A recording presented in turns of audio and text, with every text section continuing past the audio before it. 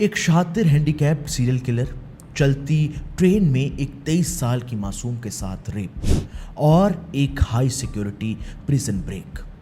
आज की हमारी ये कहानी इन्हीं तीन पहलुओं के इर्द गिर्द घूमती है। ये कहानी है एक ऐसे शातिर सीरियल किलर की जो एक एक कर पूरे सिस्टम को ही बेवकूफ़ बनाता आया। आखिर कैसे एक शातिर सीरियल किलर ने सबसे पहले देश की सबसे बड़ी अदालत सुप्रीम कोर्ट को बेवकूफ़ बनाया, उसके बाद वो पुलिस को भी बेवकूफ़ बनाने में कामयाब रहा और आखिर में वो भारी पुलिस फोर्स के बीच से एक हाई सिक्योरिटी प्रिजन से भाग निकला। ये कहानी है सीरियल किलर गोविंद चामी की। 1 फरवरी 2011 शाम के करीब 5:30 बजे 23 साल की सौम्या अपने घर शोरनूर जाने के लिए एर्नाकुलम शोरनूर पैसेंजर ट्रेन पकड़ती है। 2 फरवरी को सौम्या की एंगेजमेंट थी। वो काफ़ी एक्साइटेड थी और इसीलिए वो अपने घर जा रही थी। सौम्या के घर में उसका एक छोटा भाई था, उसकी माँ थी।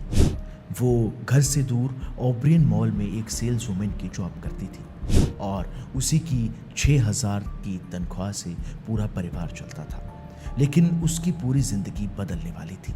वो काफ़ी एक्साइटेड थी अपने एंगेजमेंट को लेकर। वो ट्रेन की लेडीज़ कोच में चढ़ती है। लेडीज़ कोच में उस समय काफ़ी भीड़ थी। इसी दौरान 7 बजे उसके भाई का उसे कॉल आता है। वो अपने भाई को बताती है करीब 1-1.5 घंटे में वो शोरनूर पहुंच जाएगी, उसे वो लेने आ जाए। इसके बाद करीब 8:30 बजे वो अपने फियोंसे से भी कॉल पर बात कर रही थी। लेकिन इसी दौरान शोरनूर से करीब एक पिछला स्टेशन वेलथुल नगर स्टेशन पर ये लेडीज़ कोच पूरा खाली हो जाता है। अब लेडीज़ कोच में सिर्फ सौम्या एक अकेली महिला बैठी थी। इसी दौरान वो अपने फियोंसे से बात भी कर रही थी और इस दौरान वो एक जिक्र करती हैं कि एक आदमी, एक डरावना सा आदमी ट्रेन के बाहर से उसे लगातार घूर रहा है। वो इस बारे में मजाक करती है, लेकिन ना तो उसके फियोंसे ने और ना ही उसने इस बात को काफ़ी सीरियसली लिया। कॉल कट जाता है और ट्रेन चल पड़ती है। लेकिन सौम्या ये देखना भूल जाती है कि ट्रेन के चलने से पहले ही ये आदमी इस लेडीज़ कंपार्टमेंट में चढ़ गया था। इस लेडीज़ कंपार्टमेंट में सौम्या अकेली थी और अब साथ में था एक दरिंदा। इस दरिंदे का नाम था गोविंद चामी। ये एक सीरियल किलर था। इसका यही काम था। अक्सर ट्रेनों में महिलाओं को ये अपना शिकार बनाता था। ट्रेन में जैसे ही ये चढ़ा तो सौम्या को घूरने लग गया। सौम्या पहचान गई थी कि शायद कुछ गड़बड़ी है। सौम्या को इसका घूरना भी पसंद नहीं आ रहा था। ये तेज़ी से सौम्या की ओर बढ़ने लगा। इसकी आंखों में हवस भरी हुई थी। सौम्या भी पहचान गई। वो चीखने चिल्लाने लगी, लेकिन ये गोविंद चामी एकदम से उसके पास पहुंच गया। इसने सौम्या का सर पकड़ा और ट्रेन की दीवारों में जोर जोर से मारने लगा। जनरल डब्बे से ये आदमी इस ट्रेन में चढ़ा था। जब वो वहाँ से आ रहा था तो कई लोगों ने इसे लेडीज़ कोच में जाते हुए भी देखा था और उन लोगों को सौम्या की आवाज़ें भी सुन रही थी। उन्हें पता था कि कुछ गलत हो रहा है, लेकिन किसी ने कोई मदद नहीं की। किसी ने कोई आवाज़ नहीं उठाई। गोविंद चामी हैंडीकैप्ड था। उसका एक हाथ कलाई से कटा हुआ था, लेकिन उसकी दरिंदगी की कोई सीमा नहीं थी। देखते ही देखते वो सौम्या को टॉर्चर करने लगा। सौम्या इधर उधर भागने लगी, अपने आप को बचाने लगी। उसने इसको रिटेलिएट भी किया। उसने कई आवाज़ें भी लगाई, चीखी चिल्लाई, लेकिन कोई मदद करने नहीं आया। और जब कोई चारा नहीं दिखा तो सौम्या इस ट्रेन से कूद गई। लेकिन इस हैवान की हैवानियत वहाँ भी नहीं रुकी। सौम्या के पीछे से ही इसने भी ट्रेन से छलांग लगा दी। सौम्या जब ट्रेन से कूदी तो उसका पूरा चेहरा खून से भर गया था। उसके पूरे चेहरे पर चोटों के निशान लग गए थे। उसके पूरे चेहरे से खून निकल रहा था, लेकिन इस दरिंदे को कोई भी तरस नहीं आया।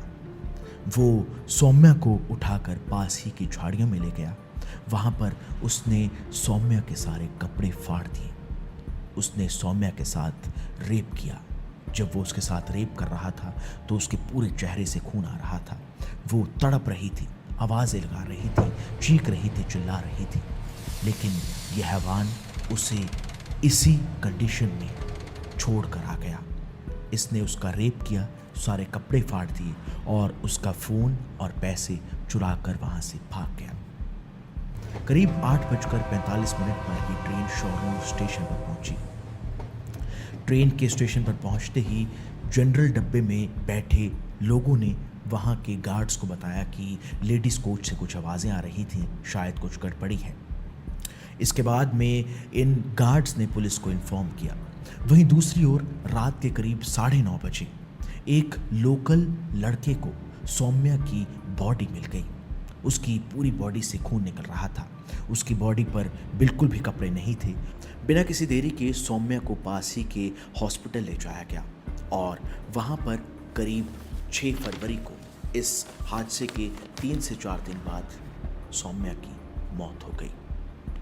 लेकिन वही दूसरी ओर गार्ड्स ने पुलिस को इन्फॉर्म कर दिया था और पुलिस ने अपनी छानबीन शुरू कर दी थी। पुलिस ने ट्रेन के सीसीटीवी फुटेज निकाले। पुलिस ने लोगों से बातचीत की जो जनरल डब्बे में मौजूद थे, क्योंकि गोविंदाचामी पहले जनरल डब्बे से ही लेडीज़ कोच में गया था, तो लोगों ने उसका हुलिया भी बताया, सीसीटीवी फुटेज भी निकाले। और क्योंकि मर्डर साइट से सौम्या का फ़ोन भी नहीं था, तो सौम्या के कॉल रिकॉर्ड्स भी निकाले गए। इसी सब के कारण पुलिस करीब 4 फरवरी को इस सीरियल किलर तक पहुंची। उन्होंने इसे अरेस्ट कर लिया और जब इसे अरेस्ट किया गया तो पता चला कि इस दरिंदे पर 8 केस पहले से चल रहे हैं। तमिलनाडु और आंध्र प्रदेश में भी ये पहले ऐसे ही कर चुका है। वो ट्रेन में जाती महिलाओं को अपना शिकार बनाता आया है। लेकिन ये मामला काफ़ी बड़ा था। जिस तरीके से सौम्या की लाश मिली थी, उसे देखकर लोगों के अंदर काफ़ी गुस्सा था। ऐसे में ये मामला फास्ट ट्रैक कोर्ट में भेजा गया। थ्रिसुर की फास्ट ट्रैक कोर्ट ने गोविंदाचामी को फांसी की सज़ा सुनाई। लेकिन गोविंदाचामी ने ये फैसला केरला हाई कोर्ट में चैलेंज किया। लेकिन केरला हाई कोर्ट ने भी 2012 में अपना फैसला सुनाया और गोविंदाचामी को फांसी की सज़ा सुना दी। लेकिन ये केस फिर सुप्रीम कोर्ट में गया। 4 से 5 साल तक सुप्रीम कोर्ट में इस पर बहस चली और 14 सितंबर 2016 को सुप्रीम कोर्ट ने एक बहुत ही चौंकाने वाला फैसला सुनाया। दरअसल सुप्रीम कोर्ट ने मर्डर के सभी चार्जेस गोविंदाचामी से हटा दिए। सुप्रीम कोर्ट का कहना था कि प्रोसिक्यूशन ये प्रूव ही नहीं कर पाया है कि सौम्या को ट्रेन से धक्का गोविंदाचामी ने दिया था या वो खुद ट्रेन से कूदी थी। दरअसल सुप्रीम कोर्ट का कहना था कि लड़की ट्रेन से गिरने के बाद भी जिंदा थी, जिसके कारण ये मामला ब्रूटल नहीं था। लड़की के हाथ और पैर पर चोट नहीं थी। गवाह कहते हैं कि लड़की ट्रेन से खुद ही कूदी थी। कोर्ट का कहना था कि गोविंदाचामी का मर्डर करने का इंटेंशन नहीं था। सुप्रीम कोर्ट का कहना था कि लड़की ट्रेन से गिरने के बाद भी जिंदा थी। लड़की के हाथ और पैर पर कोई खास चोटें नहीं थी। इतना ही नहीं, दरअसल कुछ गवाहों ने भी ये गवाही दी थी कि उन्होंने देखा था कि सौम्या ने इस ट्रेन से खुद ही छलांग मारी थी। दूसरी ओर सुप्रीम कोर्ट का ये भी कहना था कि गोविंदाचामी का मर्डर करने का कोई इंटेंशन नहीं था। उनका कहना था कि अगर उसका मर्डर करने का इंटेंशन होता तो वो रेप करने के बाद ही उसका मर्डर कर देता। लेकिन रेप करने के बाद उसे हॉस्पिटल ले जाया गया और सौम्या 5 दिन तक जिंदा रही थी। ऐसे में मर्डर के सभी चार्जेस उसके सर से हटा दिए गए। 2016 में ये फांसी की सज़ा को लाइफ इम्प्रिजनमेंट या कहीं उम्र कैद में बदल दिया गया था। सुप्रीम कोर्ट के इस फैसले को लेकर कई लोकल लोगों में काफ़ी गुस्सा भी था। केरला गवर्नमेंट ने सुप्रीम कोर्ट के इस फैसले को चैलेंज भी किया था, लेकिन सुप्रीम कोर्ट ने अपना फैसला कायम रखा। लाइफ इम्प्रिजनमेंट की इस सीरियल किलर को सज़ा सुनाई गई।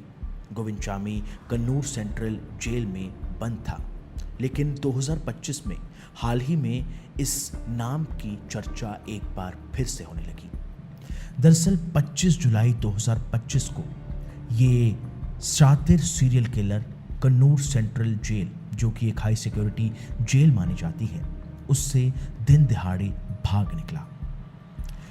ये शातिर कातिल कैसे जेल से भागा, अब आपको वो कहानी बताते हैं। 8 से 9 महीने पहले से ही दरअसल ये इस जेल से भागने की प्लानिंग में था।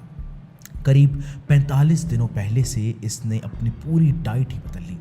इसने चावल खाने बंद कर दिए, इसने अपनी पूरी डाइट से कार्बोहाइड्रेट्स कम कर दिए ताकि ये काफ़ी पतला और दुबला हो जाए। ये ऐसा क्यों कर रहा था आपको आगे बताते हैं। इसने 45 दिनों में 19 किलो अपना भार कम किया। 75 केजीज से 55 केजीज तक ही पहुंच गया। इसने जेल प्रशासन को बताया कि कुछ मेडिकल रीजंस के कारण इसने अपनी डाइट बदली है। ये डेली वर्कआउट भी करने लगा। इसी दौरान उसने एक ऐसा प्लान बनाया जेल से भागने का जो कोई सोच भी नहीं सकता था। दरअसल 3 साल पहले इसने कारपेंट्री यूनिट से एक आरी रख ली थी अपने पास। ये वहाँ से चुरा कर एक आरी ले आया था और ये थोड़ा सा किचन में से सॉल्ट ले आया था अपने पास। तो ये करता क्या था, ये रात को जेल की जो बार्स हैं, जेल की जो सलाखें हैं, उन पर सॉल्ट मलने लगा। इससे हुआ क्या, सॉल्ट मलने से इन जेल की सलाखों पर जंग जल्दी लगने लगा। जंग लगने से लोहा कमज़ोर हो जाता है। तो इसने क्या किया, ये नीचे की जो 3 बार्स थी, जो 3 सलाखें थी, उन पर ये सॉल्ट मलने लगा और रात को जिस दिन बारिश हो रही होती थी, ये धीरे धीरे कारपेंट्री की अपनी जो आरी थी उससे इन सलाखों को काटने लगा। और 25 जुलाई 2025 की रात ये हैंडीकैप्ड सीरियल किलर इस जेल से भाग निकलने में सक्सेसफुल हुआ। इस दौरान इसने हाथों पर अपने कट्स छुपाने के लिए कई सोप पेस्ट भी लगाए, क्योंकि रोज़ाना चेकिंग होती थी। तो उस दौरान ये अपने हाथों पर ये पेस्ट मल लेता था ताकि किसी को पता न लग पाए। 20 दिन पहले से ही इसने ये जो सलाखें थी ये काटनी शुरू कर दी थी। और 25 जुलाई की रात इसने अपने बेड पर ब्लैंकेट्स इस तरीके से रखे जैसे कि लगे कोई आदमी ही सो रहा हो। और ये 1 रात को 15 मिनट पर वहाँ से भाग निकला। जेल में दरअसल 20 दिनों से ये बार्स जो थी, ये सलाखें जो थी, ये काट रहा था। लेकिन ये करता क्या था, जितनी सलाखें कटती थी उसके बाद में उन्हें धागे से बांध देता था, तो वो कटी हुई लगती ही नहीं थी। और इसलिए इसका ये प्लान जो था वो सक्सेसफुल रहा। बारिश वाली रातों को ये सलाखें काटता था ताकि आवाज़ भी किसी तक ना पहुंच पाए। और 25 जुलाई की रात को करीब 1:15 बजे ये अपने बैरक से बाहर निकल गया। उसके बाद में बेडशीट और अपने कपड़ों से इसने एक रस्सी बनाई। पहले इसने सीसीटीवी के ब्लाइंड स्पॉट ढूंढे। ब्लाइंड स्पॉट से निकलता निकलता ये सबसे पहले 6 फुट की एक वॉल जो अंदर की दीवार थी उसको कूदने में सफल रहा। आप सोचिए कि एक शख्स जिसका सिर्फ एक ही हाथ काम करता है, दूसरा हाथ उसका है नहीं, वो 6 फुट की वॉल कूद कर चला गया। उसने रस्सी खुद बनाई। उसके बाद में बाहर की जो मेन वॉल थी वो 20 फीट की थी। उस 20 फीट की वॉल पर सुबह करीब 4 से 5 बजे के बीच में इसने कुछ वहाँ पर बॉक्सेस रखे, कुछ कंटेनर रखे और प्लास्टिक टैंक रखे। उनकी मदद से ये ऊपर चढ़ा। उसके बाद में वही रस्सी जो इसने कपड़ों से बनाई थी इसने आर पार कर दी और 20 फीट की ये दीवार ये सुबह 6:30 बजे लांघ कर चला गया। अब यहाँ पर एक चीज़ जो सबसे बड़ी गौर करने वाली है कि जेल की दीवारों पर इलेक्ट्रिक फेंस भी थे, लेकिन वो इलेक्ट्रिक फेंस करीब 1-2 साल से काम नहीं कर रहे थे।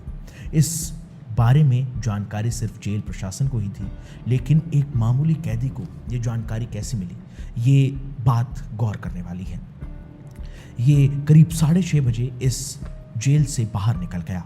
बाहर जाकर इसने करीब 7 बजे अपने कपड़े बदले, जेल की जो अपनी यूनिफॉर्म थी वो उतारी, एक ब्लैक टी शर्ट और ब्लैक जीन इसने पहनी और ये वहाँ से फरार हो गया।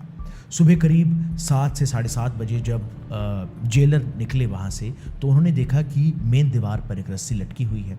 उससे उन्हें पता लगा कि जी एक कैदी गोविंद चामी, एक कुख्यात सीरियल किलर भाग गया है।